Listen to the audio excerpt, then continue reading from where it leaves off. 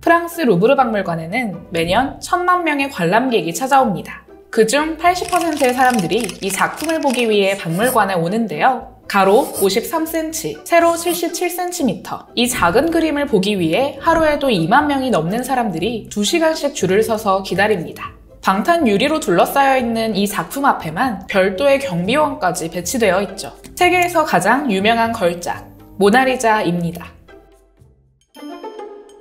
모나리자는 어떻게 세상에서 가장 유명한 그림이 된 걸까요? 사실 모나리자가 처음부터 유명했던 것은 아닙니다. 100년 전만 해도 모나리자는 루브르에 있는 수많은 명작 중에 하나였습니다. 바로 어느 날 불현듯 종적을 감추기 전까지는 말이죠. 1911년 6월 21일 모나리자는 감쪽같이 사라집니다. 그러나 박물관에서는 24시간 동안 모나리자가 사라진 줄도 몰랐죠. 늦게나마 도난 사실을 알게 된 프랑스 정부는 박물관을 폐관하고 프랑스 국경을 봉쇄했습니다. 모나리자가 사라진 1910년대 초는 신문이 유행하기 시작한 시기이기도 합니다. 이전과 달리 신문에서는 중요한 사건을 보도할 때 사진이나 그림을 이용하기 시작하죠. 덕분에 미국과 유럽에서 신문을 구독하는 사람들이 급증했는데요. 이때 발생한 모나리자 도난 사건을 유명 신문사들은 경쟁하듯 앞다투어 다룹니다. 대대적으로 알려진 이 소식은 짧은 시간 동안 프랑스에서 유럽 전역으로, 유럽에서 미국에까지 흘러갔습니다. 아이러니하게도 모나리자는 자신의 존재를 감추자 전 세계 사람들이 자신을 알게 된 것이죠. 정부는 급하게 조사에 들어갔습니다. 용의자가 누구일지 사람들의 관심이 쏠렸는데요. 용의자 중 한 사람은 놀랍게도 현대 미술의 거장, 파블로 피카소였습니다.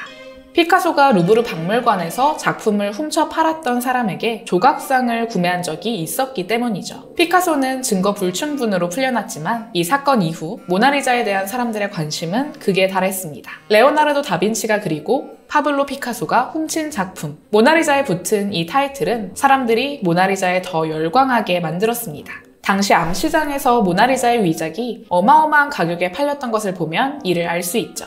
하지만 무성한 소문들 속에서 모나리자는 영영 다시는 볼 수 없는 그림이 되어가고 있었습니다. 도난당한 미술품이 돌아오는 비율은 매우 적기 때문입니다. 그러나 2년 뒤 모나리자는 기적적으로 루브르 박물관에 다시 모습을 드러냅니다. 진범이 잡혔기 때문인데요. 모나리자를 훔친 범인은 루브르 박물관에서 일하던 이탈리아인 빈센초 페루자였습니다. 프랑스가 아닌 이탈리아의 한 화랑의 그림을 팔려던 페루자는 바로 검거되었습니다. 그는 검거되며 모나리자를 훔친 이유를 밝혔는데요. 프랑스에 있는 모나리자를 조국인 이탈리아로 다시 돌려놓고자 하는 마음 때문이었다고 주장했죠. 이 발언으로 프랑스에서 2년간 역적이었던 그는 조국인 이탈리아에서 영웅이 됩니다. 소문만 무성했던 모나리자가 세상에 다시 공개되던 날, 루브르에는 엄청난 인파가 몰려왔습니다. 인기가 인기를 부른다는 것을 증명하듯 이후 모나리자는 더 유명해지죠. 도난당에 돌아온 이후 모나리자는 박물관 밖을 단 2번 나갔습니다. 미국과 일본에서 2~3개월의 짧은 시간 동안 모나리자 단독 전시를 했는데요. 한 사람당 몇 초밖에 볼 수 없었던 상황임에도 몇백만 명의 인파가 몰렸습니다. 모나리자의 전 세계적인 인기가 증명되는 순간이었죠. 이러한 모나리자의 인기는 이후의 예술계에도 큰 영향을 미쳤습니다. 현대미술에는 기존의 미술을 비판하거나 재구성하는 작품이 많습니다. 그 중에서도 사람들에게 잘 알려진 모나리자는 각색하기에 너무나 좋은 재료가 되었죠. 듀샹부터 앤디 워홀까지 모나리자는 이후 예술가들에 의해 끊임없이 복제되고 재창조되고 있습니다. 모나리자는 명실상부 세상에서 가장 유명한 그림이 되었죠. 그러나 이 그림이 끊임없이 사랑받는 이유는 단순히 유명하기 때문만은 아닙니다. 이 그림이 사랑받는 비밀은 그림 속에 숨어 있습니다. 여러분은 모나리자를 볼 때 그가 어떤 감정에 휩싸여 있는 것처럼 보이나요? 행복? 두려움? 사실 모두 맞습니다. 과학자들이 분석한 모나리자의 미소에서는 83%의 행복, 9%의 혐오감, 6%의 두려움이 담겨 있다고 해요. 약간의 분노와 무표정까지 담겨 있죠. 모나리자의 미소는 그저 비어있는 표정이 아닙니다. 그 미소에는 살아있는 인물처럼 복잡하고 미묘한 감정들을 품고 있죠. 무엇이 종이 위의 그림에서 살아있는 감정을 느끼게 할까요? 그것은 그림에 대한 레오나르도 다빈치의 믿음 때문입니다.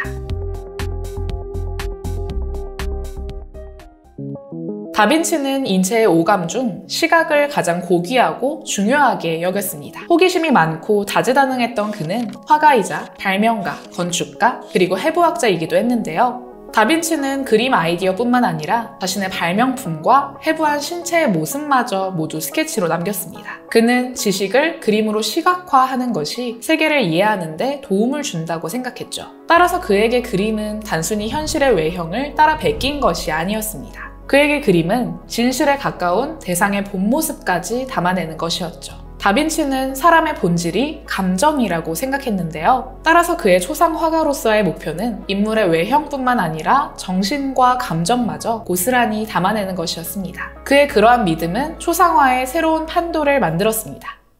모나리자 직전까지 유행하던 전형적인 초상화와 비교해보면 그 차이를 더 뚜렷하게 느낄 수 있죠. 먼저 다빈치의 모나리자는 실제 사람과 같은 정확한 비율을 가지고 있습니다. 해부학자로서 가지고 있는 다빈치의 지식은 그림의 생명력을 불어넣죠. 모나리자의 눈동자 하나, 손가락 하나도 허투루 그려진 것이 없는데요. 다빈치는 기존에 그려두었던 수많은 해부학 스케치를 기반해서 모나리자를 그렸습니다. 그로 인해 실제 사람을 보는 것처럼 모습이 자연스럽죠.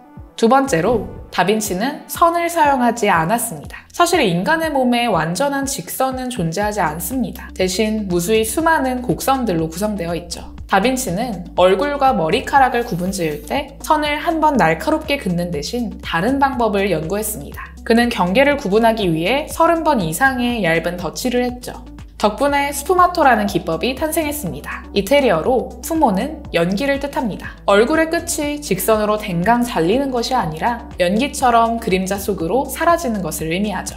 다빈치는 입꼬리의 경계 또한 명확하게 남기지 않고 흐릿하게 사라지게 놔두었습니다. 그것은 우리가 실제로 보는 입꼬리의 형상과 닮아 있습니다. 흐릿한 그녀의 미소 끝자락에는 여러 가지 감정을 담을 수 있습니다. 우리가 모나리자를 보며 여러 가지 해석을 할 수 있는 이유이기도 하죠. 얼굴뿐만이 아닙니다. 당시 초상화에서는 얼굴과 배경 구분할 것 없이 대상을 선명하게 그렸습니다. 멀리 있는 곳이어도 윤곽까지 선으로 깔끔하게 정리되어 있죠. 그래서 멀리 있는 공간임에도 어딘가 어색하게 느껴집니다. 반면 모나리자의 배경은 아주 멀리 있는 것처럼 느껴집니다. 왜 그렇게 느껴질까요? 비결은 바로 대기에 있습니다. 사실 대기에는 먼지와 수증기들이 가득합니다.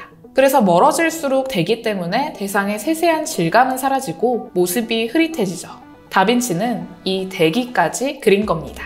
모나리자 뒷배경의 산은 뿌옇게 뭉개져 있고 멀리 있는 곳의 세세한 질감은 느낄 수 없죠.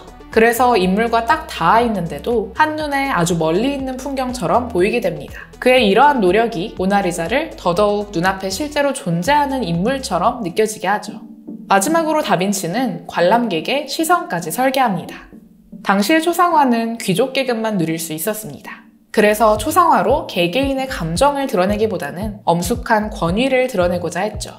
보통 가슴 바로 아래까지만 드러나는 딱딱한 포즈를 취하고 시선은 멀리 다른 곳을 바라보고 있습니다. 그러나 다빈치가 그린 모나리자는 달랐습니다. 상체가 모두 드러나는 반신상에 시선은 관람자를 향하고 있죠. 인물의 하단부가 넓어진 덕분에 관람객의 시선은 자연스레 모나리자의 얼굴로 모아집니다. 다빈치는 자신이 담아내고 싶었던 복합적인 미소에 관람객의 시선을 의도적으로 집중시킵니다. 이뿐만이 아닙니다. 동시대 화가 라파엘로가 당시 모나리자를 보고 나서 그린 스케치가 남아있는데요. 이 스케치를 통해 모나리자의 원본이 어땠을지를 유추할 수 있습니다. 모나리자는 난간 바로 앞에 앉아있는데요. 그 난간 위 양옆에 기둥이 있던 것을 확인할 수 있습니다. 양옆 기둥이 잘린 흔적이 현재까지도 남아있죠. 다빈치는 두 큰 기둥이 있는 난간 앞에 모나리자를 앉힌 것인데요. 공간을 분리한 덕분에 모나리자와 배경은 더 잘 구분이 되는 동시에 모나리자와 관람자의 사이는 더 가까워진 느낌이 듭니다. 마치 모나리자와 내가 한 공간에 있고 그 바깥으로 풍경이 보이는 것만 같죠. 이후 비슷한 시기에 그려진 다른 초상화를 보면 다빈치의 의도를 더 명확하게 느낄 수 있습니다. 보통 인물과 관람자 사이에는 또 다른 난간을 하나 더 그려 넣었는데요. 인물은 그 위에 손을 올려 인물과 관람자 사이에 오히려 거리감을 더 주었죠.